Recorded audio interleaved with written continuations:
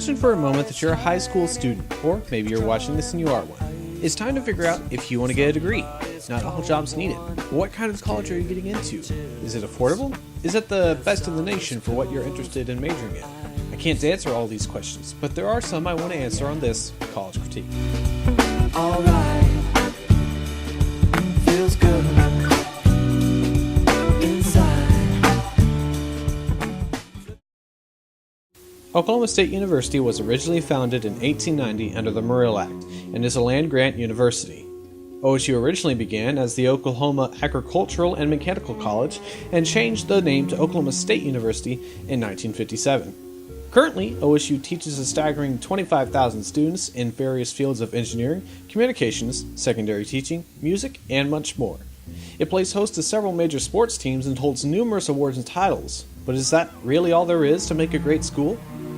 So I guess what you're asking by now is, what are we talking about? Well, for all the good OSU does, there are some things I feel need to be talked about.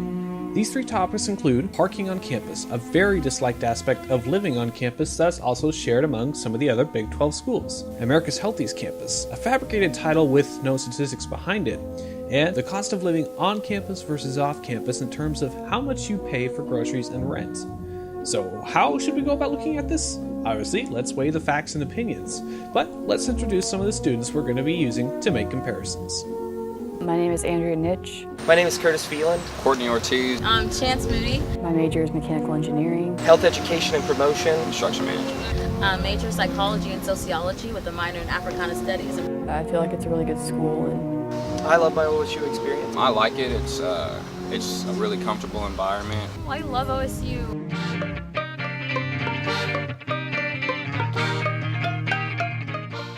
Parking on campus, a necessary part of accessing campus for commuters and residents. In most cases, it garners a negative response though, so let's see what students have to say about parking. In my building, in particular, like the Commons, the parking lot is nice, but whenever, like on game days, they rent out the entire parking lot to people visiting for the games, and so the entire parking lot becomes an RV park. Depending upon where you live, you can usually get a pretty good parking space if you live like on the corners of campus, but if you live around a bunch of people, especially in Waynes Kerr, Drummond Village area, you usually can't find very good parking. So Steve Spradling, Director of Parking and Transportation Services. I've been director for 8 years here at Oklahoma State University, and I've been employed here for 12. Our department, Parking and Transportation, is kind of just as it seems. We oversee all parking on campus except for the Student Union parking garage, which is associated with the Atherton and the Student Union. We do all permit sales, enforcement, and oversee all construction, maintenance, and rebuilding of parking lots. But in parking, we deal with perception more than reality, and so a lot of times you have to cater to the perception to some point, or you have to explain what the reality is and what is actually going on. This is OSU's parking map and some of the streets that surround campus. Let's add in the buildings for campus. Now let's add in all the parking zones and take away the ones that don't really matter for this analysis, ones like reserve lots. OSU sells about 3,900 parking permits for residents according to their 2015 annual parking report. However, OSU only has about 3,500 parking spots, leaving a deficit of about 400 spots, which only gets worse, but we'll talk about that later. For Silver Commuter permit holders, about 2,300 permits are sold, and there is only 906 parking spots for them, leaving a deficit of nearly 1,400. And finally, Green commuters buy about 1,500 parking permits, but OSU only holds about 750 parking spaces, leaving a deficit of 736. I pay $115, I believe. I think I pay about $100. I think it's a pretty fair price, considering that, they have to make money, but I think that they probably could lower it because it's not like they're updating parking lots consistently. OSU residential permit holders pay $103 a year for their permit, while staff, faculty, and commuters pay $124. But Spradling asserts that the price OSU students pay is quite low compared to other Big 12 schools. And in our situation, a lot of people haven't been out and seen any place but Oklahoma State University, and sometimes they don't really know how good they actually have it until they've gone somewhere else. When we have faculty come in that have been at other universities and we tell them how much the permit price is, their first response is normally, no, I want to buy I want to buy a permit for the whole year, not the month. And we're like, no, that's the whole year. And they're like, no, I want the whole year, not the month. Because they are just amazed at how low the prices are compared to the universities they've been at. And Spradling is right, at least where price is concerned. As mentioned, OSU faculty and staff pay $124 a year, while other schools like Oklahoma University has them pay $256, with the typical range being somewhere between $150 and $300 at other Big 12 universities. And how much do the students pay at these schools? Somewhere between $127 and $260, with the University of Texas at Austin being the lowest compared to OSU, and Kansas University being the highest. So just on price alone, students pay on average 50% what they would have to pay at other schools. But OSU students should not feel alone in their belief that parking is less than desirable. This feeling is shared by students at some of the schools mentioned. I surveyed students at the Big 12 schools and found that what some of the students had to say was quite similar to students at OSU. For example, a student at OU stated, "I frequently either show up late or miss class because I spend 30 minutes or more looking for a spot." A student at Kansas University claimed, "It's gotten so bad that when I see someone walking into my parking lot, I follow them with my car into their parking spot." And a Kansas State student said something along the lines of, "It's completely frustrating, there's not enough spaces," but in a much more severe tone. In fact, students at the University of Kansas think they have it so bad that they create a petition to restore some of their yellow parking lots, which are the equivalent spots for commuters and residents. It got 2,074 signatures, but unfortunately did not meet its milestone of 2,500. But this brings up a good point for what parking on a college campus is like.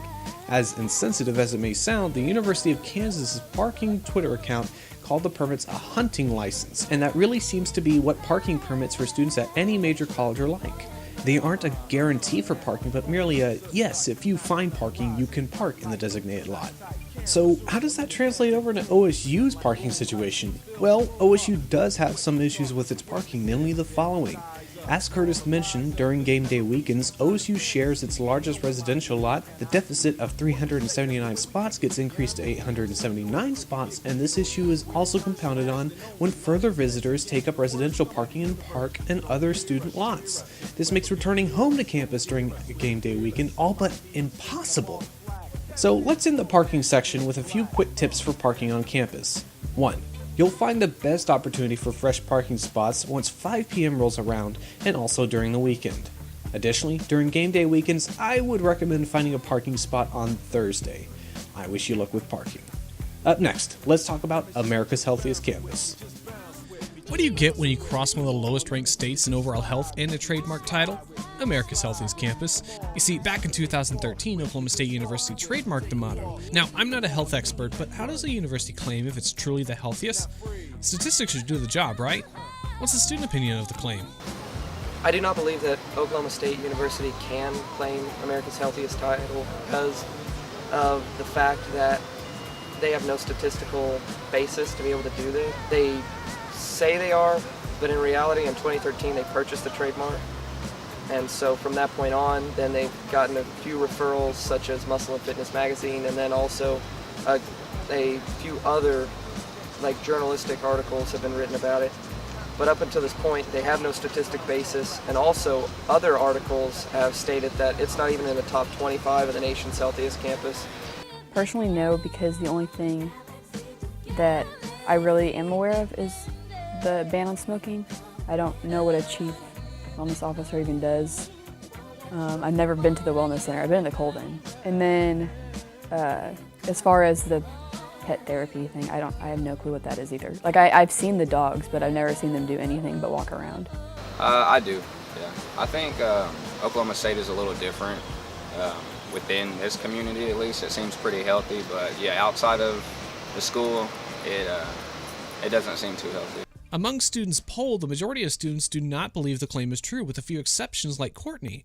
But what about statistics like Curtis mentioned? Oh, sorry, there are none. What? The factors that go into OSU claiming it being the healthiest campus in America actually boils down to this statement from the now ex-dedicated Chief Wellness Officer, Susan Harrington. Some of the topics included having a standalone wellness center, being one of the first 2 campuses to be completely tobacco-free, having a comprehensive pet therapy program, having certified healthy departments, and having the first dedicated Chief Wellness Officer. According to an article from the Oakley, Susan Harrington said there is currently not a true way to measure what campus is the healthiest. Harrington has been working with other universities to build data points in order to create a system to use. Now, I will give them that being one of the first 2 campuses to be tobacco-free is a pretty good factor into being a healthy campus. But you know something that wasn't mentioned in all the other factors? There seems to be a major lack of statistics to back up this claim.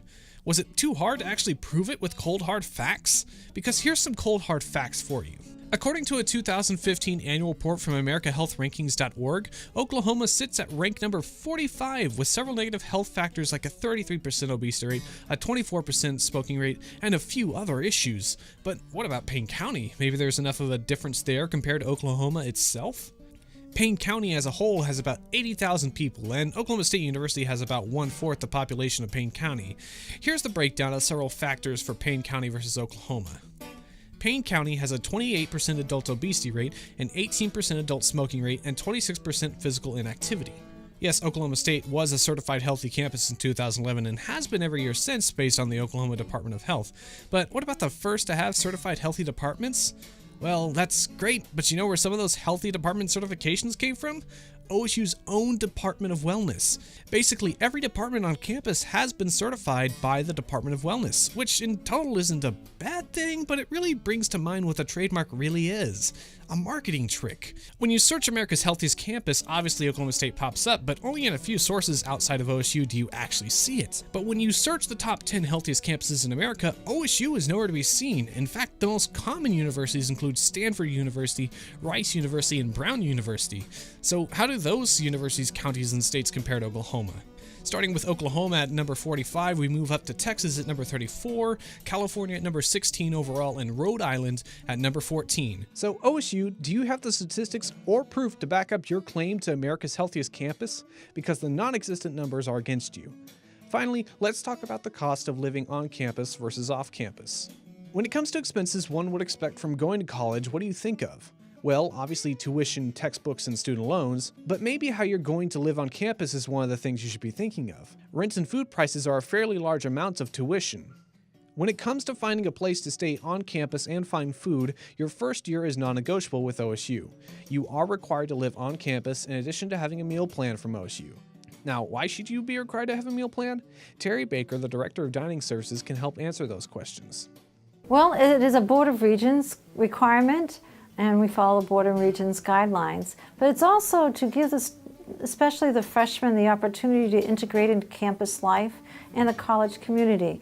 Because it's not just eating that dining promotes when you have a meal plan, but it's also building community and relationships and getting to be with your peers.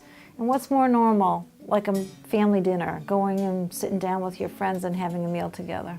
Our meal plan requirement for freshmen is the bronze. It's $12.70 per semester. Most universities have meal plan requirements of $1,600 to $2,300 per semester. So ours is quite a value-oriented proposition. So students can choose from the bronze level higher as a freshman, depending on how hearty an eater they are. OSU students have nearly 30 options to choose from, and 7 more are on their way at the Commons, but the options on average are typically open from 9 a.m. to 11 p.m. Do students feel like they're getting a good deal with the options on campus?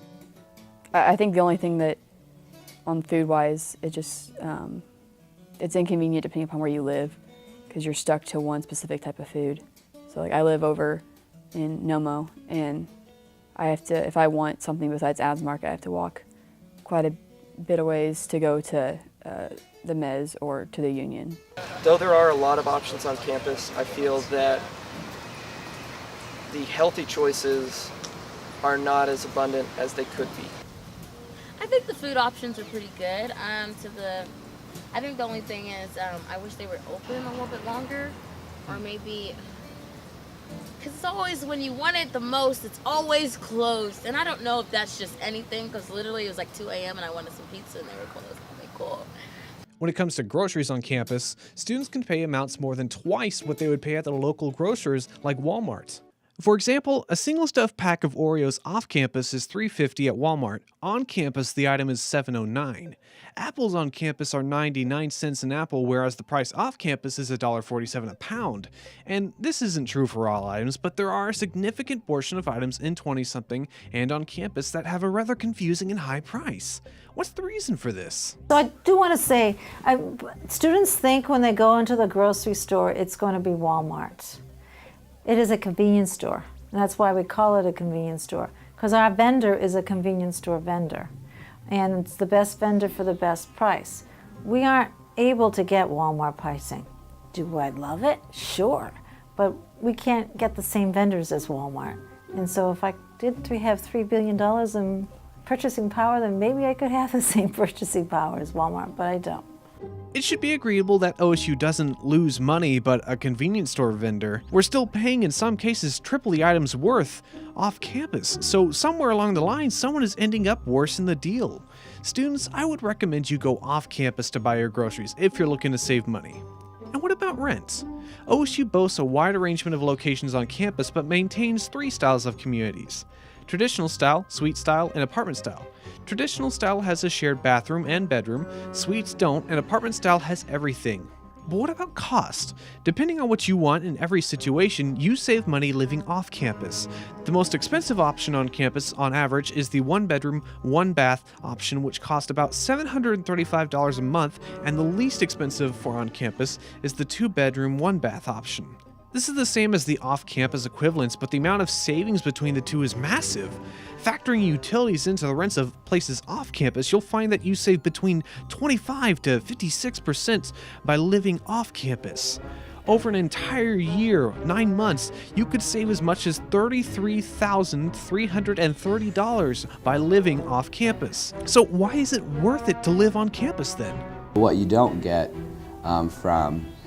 from there are some of those other things, the intangibles that we talked about. The ability to help mediate a roommate conflict, being able to provide you with a safe space should there be an issue, the 24-hour maintenance that you may not get at an off-campus unit, the ability to get locks changed right away.